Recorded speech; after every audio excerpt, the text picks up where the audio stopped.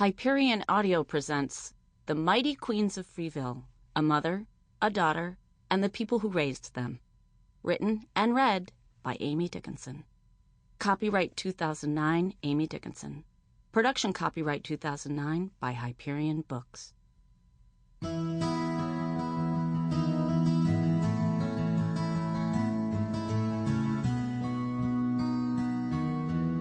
Experience is, for me, the best teacher.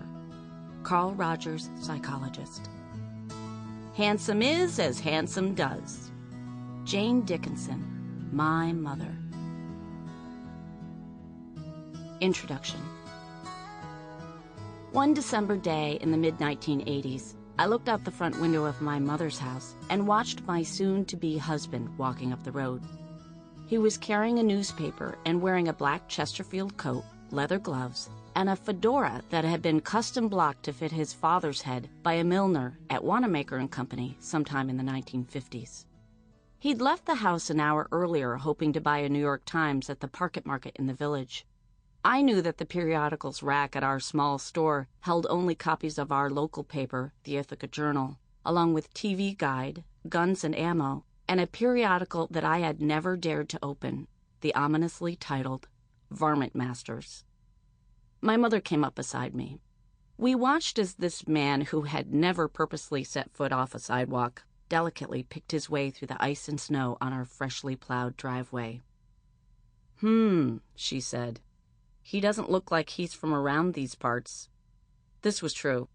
He was born and raised on Manhattan's Upper East Side, but now he was in my neck of the woods, 5 hours north and a world away from Manhattan, in a place of pickup trucks and pot-bellied stoves and the occasional bathtub dumped on the lawn.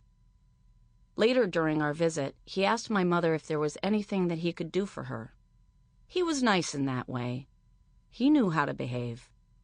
I'm not sure what he was really thinking at the time, but most likely his offer was one of those empty gestures that soon-to-be sons-in-law throw in the air like wedding confetti, hoping that it will briefly drift and swirl and blow quietly away.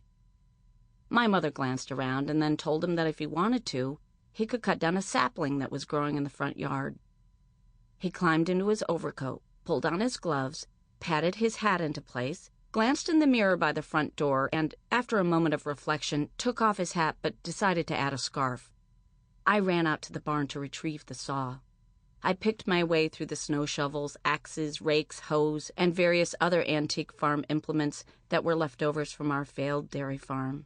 Glanced at the old buckboard and carriage gathering dust in what used to be the stable. Located the... Sample complete. Ready to continue?